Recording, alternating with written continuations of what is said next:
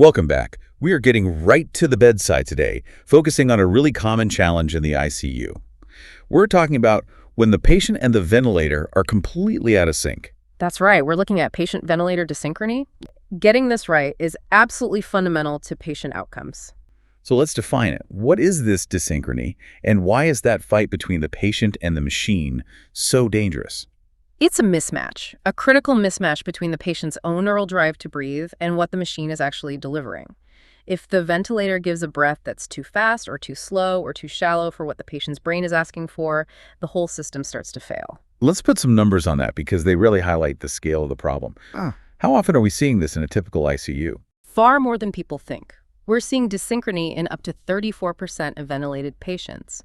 And here's the key statistic. If more than 10% of a patient's breaths are out of sync, that's just 1 in every 10 breaths, it's directly linked to significantly higher hospital mortality. 1 in 10. Wow, that's a huge risk. So what's happening to the patient physiologically when this mismatch goes on? The risks just pile up. First, you're increasing their work of breathing, which defeats the whole purpose of the support.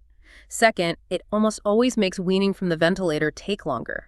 And most importantly, it causes direct physical harm, things like ventilator-induced lung injury and ventilator-induced diaphragmatic dysfunction. So you're hurting the lungs and the main breathing muscle itself. Okay, that sets the stage perfectly. To troubleshoot this, we have to break the breath down into its components.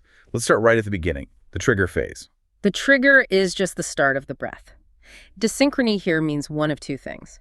Either the ventilator misses the patient's signal to start a breath, or it delivers a breath when the patient didn't ask for one at all. Let's take the first one, which is the most common, right?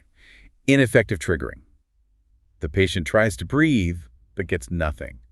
What's the number one thing we should be looking for as a cause? It's almost always intrinsic positive end expiratory pressure, or auto-PEEP. You see this a lot in patients with obstructive lung disease. They have trapped air, so they have to generate this huge negative pressure just to overcome that before the ventilator even notices their effort.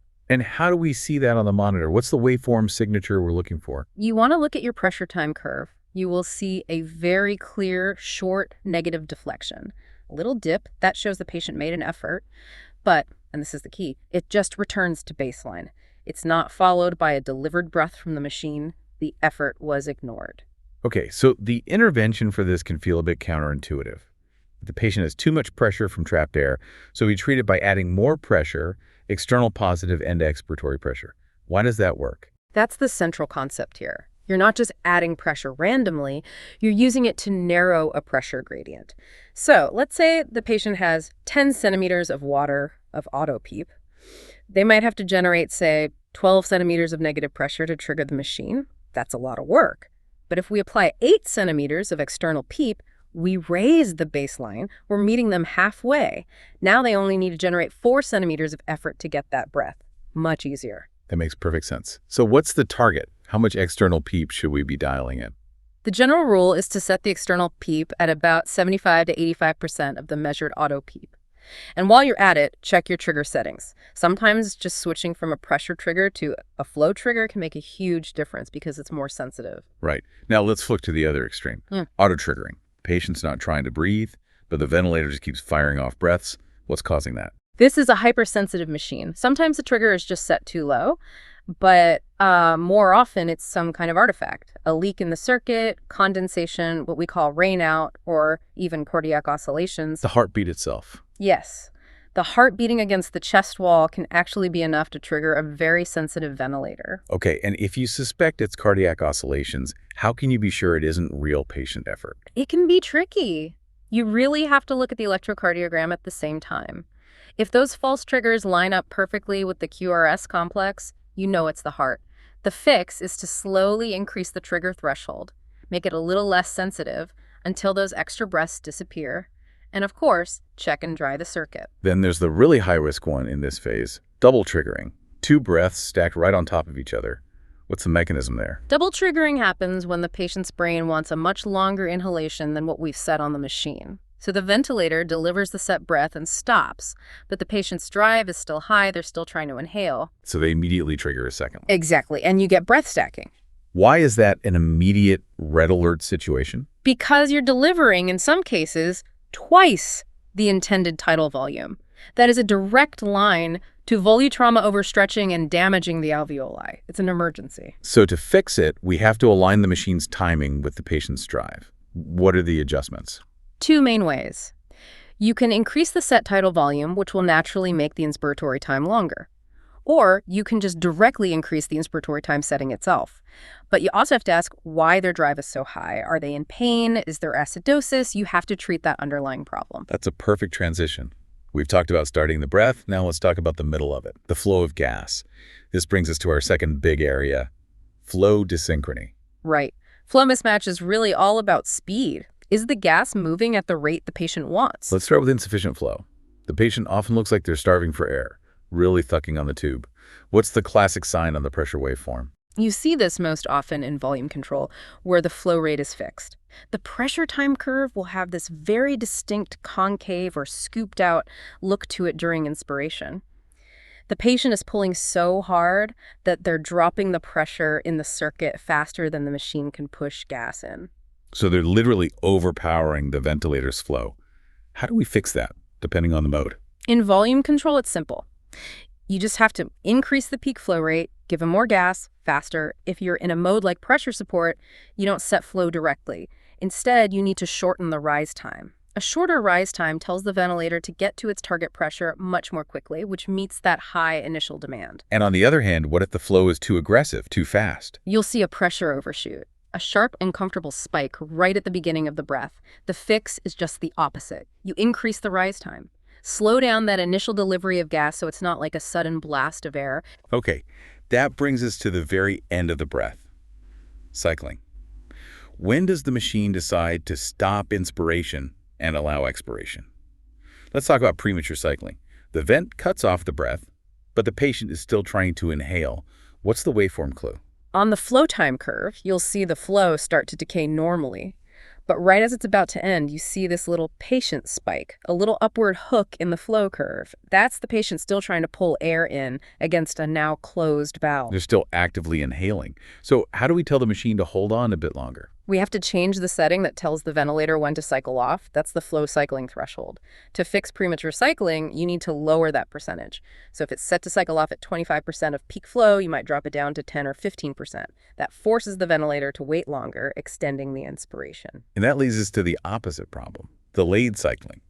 This is when the ventilator keeps pushing air in after the patient has already started to exhale. Very common in patients with high airway resistance, like in chronic obstructive pulmonary disease. Exactly. Those patients need a really long time to exhale. If the machine is still pushing air in, they're forced to breathe out against that pressure. What's the telltale sign of that conflict on the pressure curve? It's unmistakable. You'll see an abrupt upward pressure spike at the very end of inspiration. That spike is the patient's own expiratory muscles contracting, trying to force air out against the machine. So we need to end the breath sooner. What's the move? You just reverse the last strategy. You need to increase the flow cycling threshold. So instead of cycling off at 25%, you might increase it to 40 or even 50%. This tells the machine, as soon as the flow starts to drop, end the breath. Let the patient exhale. Okay, we've gone through the mechanics setting by setting, but often the problem isn't just a knob. Let's zoom out a bit to the bigger picture. What are the systemic causes we have to rule out? Absolutely. You have to look at the whole patient. Are they agitated? In pain? Do they have hypoxia or hypercapnia? All of these things dramatically increase respiratory drive and make it impossible to sync up. And, don't forget the simple things. Is the tube kinked? Are they biting it? Is there a leak you're not seeing? In a crisis, when a patient is fighting the vent, the first instinct is often to reach for more sedation. What's the thinking on that now? Well, sedation is really a double-edged sword here. It might make the patient look more comfortable, but it's often just masking the underlying problem. It can lead to longer ventilation times, and paradoxically, over-sedating can cause disynchrony by weakening the patient's effort so much that they start having ineffective triggers. The focus has to be on fixing the ventilator settings for the patient, not drugging the patient to match the machine. Let's say we've done all that. We've fixed the triggers, the flow, the cycling, we've addressed the systemic issues, but the patient is still fighting. That's when we look at advanced proportional modes. How are they different? Standard modes are fixed.